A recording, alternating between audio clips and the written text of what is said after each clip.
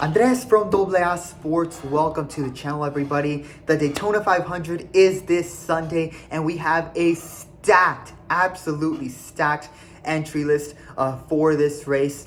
45 teams are entering to try to qualify for this big race. Single car qualifying is tonight, which will determine the two front row starters. And then the Thursday night duels will determine the rest of the starting grid for this big race. 45 cars have entered, 45 racing teams.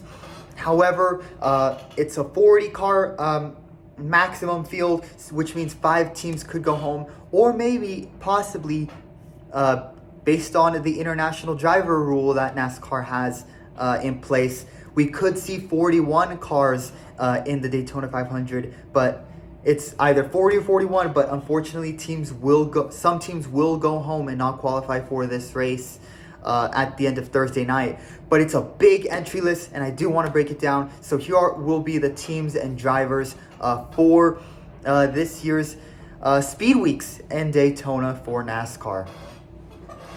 Starting with the 01 car, this will be one of the 9 non-charter cars that are looking to race their way into the Daytona 500. The 01 car will be driven by Corey LaJoie, the Duramax Ford for Rick Ware Racing. Then you have the number 1 of Ross Chastain. He'll be driving once again for Trackhouse Racing. Ross Chastain came very close to winning last year, but unfortunately fell short. He'll look to turn that story around and try to get his first Daytona 500 win. Then in the number 2, you have a past winner, Austin Cindric. He's looking for his second Daytona 500 win for Team Penske. He'll be driving the number 2 Ford Mustang, sponsored by Discount Tire. Then another past winner, Austin Dillon, who won the race in 2018. He'll be driving the Bass Pro Shops Chevy for Richard Childress Racing. Austin Dillon driving for his grandfather's team. We'll see what happens there. Noah Gragson will be driving the number 4 Ford Mustang. The number 4 Mustang, sort of rebranded in a way. The number 4 car used to be owned by Stewart Haas Racing, but they shut down at the end of last year. And the 4 is still around, but this time it will be for Front Row Motorsports. So Noah Gragson driving the Rush Truck Center's Ford for Front Row Motorsports. Kyle Larson, one of the best all-around motorsports drivers, dirt track, NASCAR, IndyCar even. Kyle Larson will be looking to win the Daytona 500 this year as well. He'll be driving the Hendrick Motorsports number 5. Then in the number 6 car, you got the co-owner of RFK Racing. Brad Keselowski will be driving the number 6 Kroger Ford. In the number 7 car, we will have Justin Haley. He'll be driving for Spire Motorsports. Gamebridge will be the sponsor on his number 7 Chevrolet Camaro. In the number 8 car, Kyle Busch is returning once again for Richard Childress Racing. Had a tough year last season, but he's looking to change that this year in 2025. And who knows, he looks to maybe he can change his racing form, starting 2025 off with a bang by getting his first Daytona 500 win. We'll see if that can happen for Kyle Busch. Chase Elliott, NASCAR's most popular driver, he'll be driving the iconic number 9 car for Hendrick Motorsports. Napa Auto Parts will be the sponsor on that car. Then on the number 10 car, Ty Dillon returns to full-time Cup Series racing this year. He'll be driving the number 10 Chevy for Colleague Racing. Ty Dillon really has struggled to find stability, find consistent form in the Cup Series. Frankly, I don't think he's really found the right system as he's tried to go his own way outside of the Childress family and outside of his brother Austin Dillon and his grandfather Richard Childress. Ty Dillon He'll be driving the Kaulig Racing number 10 full-time this year. So we'll see how he does this overall this year and in this Daytona 500. Ty Dillon in the number 10. In the number 11, you got one of the co-owners of 2311 Racing, Denny Hamlin, will be returning. He has won this race multiple times, is one of the most experienced drivers in the Daytona 500 field. Denny Hamlin will to add another Daytona 500 to his belt. He'll be driving the 11 Toyota for Joe Gibbs Racing. Ryan Blaney will be driving the Menards number 12 Ford for Team Penske. AJ Allmendinger, like Ty Dillon, will also be returning to full-time Cup Series racing in 2025. He'll be driving the number 16 Celsius Chevy for Kaulig Racing, so he'll be a teammate along with Ty Dillon. AJ Allmendinger does have 2 career wins, both on road courses in the Cup Series. He'll be looking to finally get in the win column on an oval track, and who knows, maybe it's the Daytona 500. Wouldn't that be a story for AJ Allmendinger? Chris Buescher will be driving the number 17 Fastenal Ford for RFK Racing. Chase Briscoe was driving for Stewart Haas Racing last year, but they shut down. This left him essentially a free agent. He got picked up by Joe Gibbs Racing. He'll be driving the number 19 Bass Pro Shops Toyota. Chase Briscoe, we'll see what he can do in this year's Daytona 500 and Speed Weeks as well. The 20 car will be Christopher Bell. Interstate Batteries will be the sponsor on that Toyota for Joe Gibbs Racing. Christopher Bell and Chase Briscoe, teammates this year now at Joe Gibbs Racing. Driver change in the number 21 car. Harrison Burton was the driver last year, but this year Josh Berry will be the full-time driver for the number 21 for Wood Brothers Racing. Motorcraft Quick Lane, once again, the sponsor on that Ford Mustang. Then you have the 22 car of Joey Logano, the defending NASCAR Cup Series champion. One of my favorite drivers, him and Daniel Suarez. He'll be driving the iconic Shell Pennzoil Ford Mustang for Team Penske. Joey Logano won the race he won the Daytona 500 in 2015, but hasn't won the race since. Has come very, very close, finishing either top 5, top 10, or leading or being in the mix for the win, but unfortunately getting caught up in the late race wrecks as the driving gets more aggressive, as people take risks in the pack to try and win this race. Logano looks to hopefully get his second Daytona 500 win this year. In the 23, you got Bubba Wallace. He'll be driving the McDonald's Toyota for 2311 Racing, the team co-owned by Michael Jordan and Denny Hamlin. So Bubba Wallace is a good super speedway racer. He's found himself in contention quite a few times at super speedway races. He did win a super speedway race in Talladega, so he is an experienced driver in terms of these pack races. We'll see what he can do this year. William Byron, he is last year's Daytona 500 winner. He is looking to defend his title and win back-to-back Daytona 500s. He'll be driving the number 24 Axalta Chevy for Hendrick Motorsports. Todd Gilliland, who has really found a good place, a good system in Front Row Motorsports, will be returning once again, driving full-time for them. He'll be driving the number 34 Love's Travel Stops Ford for this year's Daytona 500. Then you have the 35 of Riley Herbst. He'll be driving the Monster Energy Toyota for 2311 Racing. Zane Smith will be a teammate to Todd Gilliland. He'll be driving the number 38 Speedy Cash Ford for Front Row Motorsports. Then you have another one of the nine non-charter teams looking to race their way into the Daytona 500 this year. The 40 car of Justin Allgaier. Traveler Whiskey will be the sponsor on his Chevy for Junior Motorsports. Junior Motorsports, more prominent in the Xfinity Series in affiliation with Hendrick Motorsports.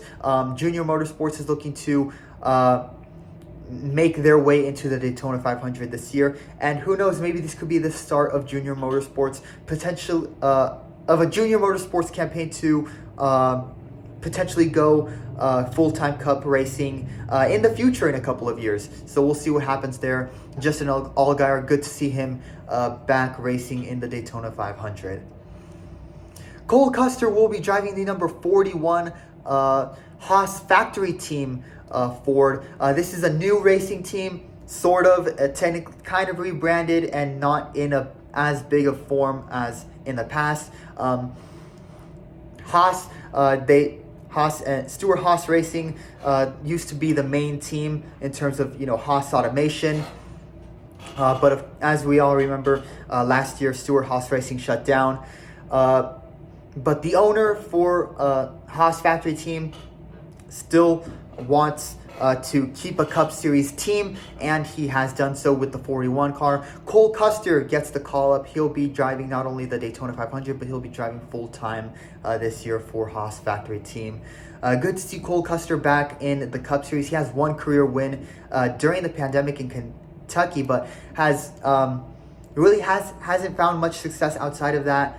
Been kind of middle of the pack, was bumped down to the Xfinity Series, but promoted after a good Xfinity Series campaign last year. So good to see Cole Custer back in the Cup Series. Then you have the 42 of John Hunter Nemechek, the Dollar Tree family, Dollar Toyota for Legacy Motor Club. He will be teammate to Eric Jones in the number 43 Advent Health Toyota, also for Legacy Motor Club. So we'll see what the Legacy team can do in the Daytona 500 this year. With John Hunter Nemechek and Eric Jones, as well as a third driver, which we'll talk about later down the line. Another one of the non-chartered teams looking to race their way in is the number 44 of J.J. Yaley, the Green River Whiskey Chevy for NY Racing, looking to qualify in on speed or through the duels. Then you have the number 45 of Tyler Reddick, the Monster Energy Toyota for 2311 Racing. Ricky Stenhouse Jr., a past winner of this event. Ricky Stenhouse Jr. has winning experience on super speedway tracks. He'll be driving the Sunny D Chevy for Hayek Motorsports. Ricky Stenhouse Jr. looking to add a second Daytona 500 win under his name. So we'll see what happens there. Alex Bowman, a past pole sitter for this race, looking to win his first Daytona 500 this year. He'll be driving the number 48 Ally Chevy for Hendrick Motorsports. Cody Ware in the number 51 for Rick Ware Racing. Ford will be the manufacturer for Cody Ware. Ty Gibbs will be driving the Monster Energy Toyota for Joe Gibbs Racing. He'll be driving the number 54 car. Then Martin Truex Jr. will be looking to qualify his way into this year's Daytona 500. Martin Truex Jr. Retired from full-time Cup racing last year, but is still around to try and race for certain select races in NASCAR. One of them being this year's Daytona 500.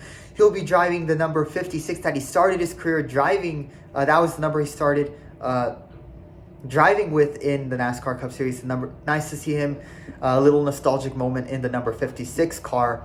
Bass Pro Shops will be the sponsor on his Toyota for Tricon Garage.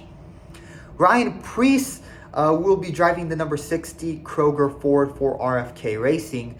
And then you have, as we're nearing the end of the entry list, two back-to-back non-charter teams looking to race their way in. Anthony Alfredo in the number 62 Fort Beard Motorsports, and Chandler Smith in the number 66 Quick Tie Ford for MBM Motorsports. Michael McDowell last year was driving for Front Row Motorsports, but made the transfer to Spire Motorsports. This year, he'll be driving the number 71 full-time.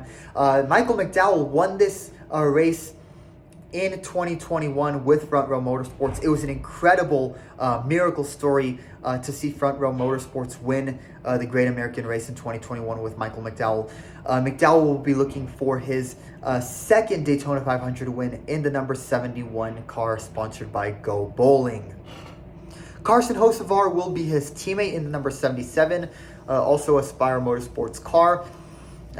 So yeah, we'll see what Carson Hocevar can do. I believe this will be his first Daytona 500.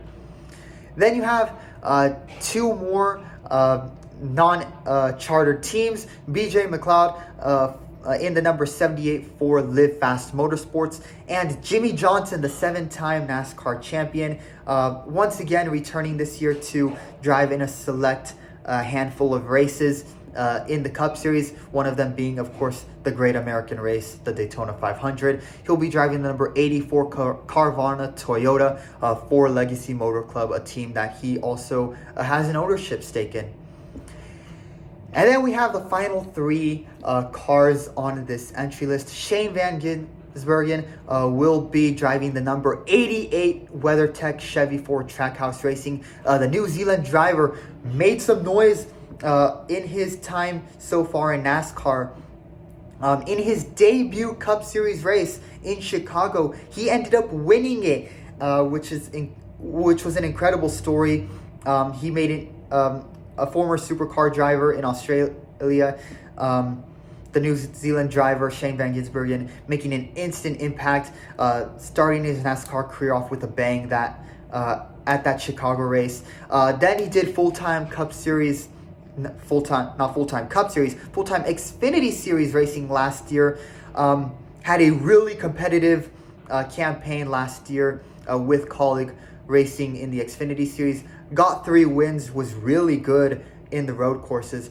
Shane Van Gisbergen looking to win his first ever Daytona 500 in his first ever Daytona 500 start. So we'll see what happens there.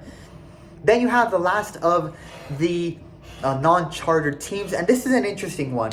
Helio Castroneves driving the Wendy's Chevy for Trackhouse Racing. This is the Project 91 car, which gives an invite for international drivers when they do decide to race, when Trackhouse does decide to bring the 91 to the track.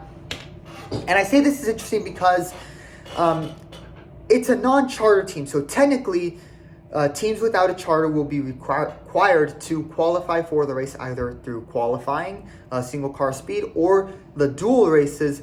But in this case, Helio Castroneves will make the race through an open exemption provisional.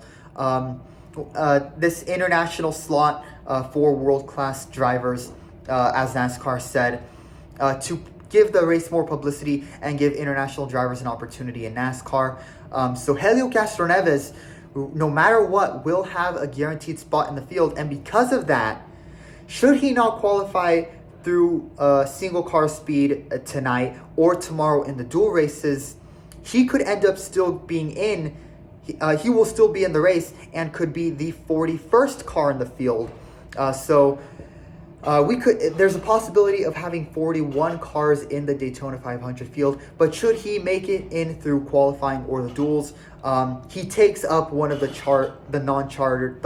he takes up one of the 4 non-chartered spots, and then in that scenario we would only have 40 cars in the field. So very interesting to see what happens with Helio Castroneves and how that impacts who qualifies and who doesn't qualify for the Daytona 500 today and tomorrow night. And then last but not least, you'll have another international driver, Daniel Suarez. He's been full-time in NASCAR for a while now. He was the 2016 Xfinity Series champion. Has, I believe, 2 career wins in the Cup Series. He'll be driving the number 99 Freeway Insurance Chevy for Trackhouse Racing. Obviously, as a Mexican-American with many family from and living in Mexico, he's going to be one of the drivers I root for, along with Joey Logano. So we'll look to see what happens with Suarez in this race.